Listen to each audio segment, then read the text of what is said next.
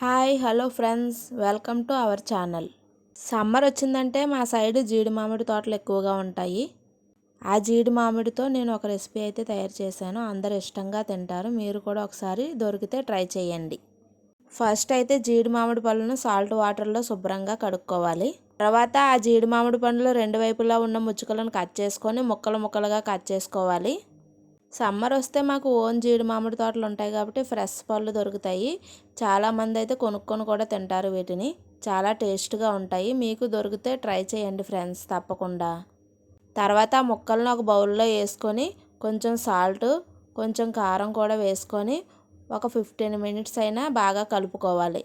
ఆ తర్వాత తింటే చాలా టేస్టీగా ఉంటాయి. మీరు కూడా ఒకసారి ట్రై చేయండి. మేము ప్రతి ఇయర్ తింటున్నాం కాబట్టి మాకు టేస్ట్ అయితే చాలా బాగుంటుంది. మీరు కూడా దొరికితే ట్రై చేయండి. ఇలాంటి వీడియోస్ కోసం మన ఛానల్ లైక్ చేసి సబ్స్క్రైబ్ చేయండి. Thank you friends.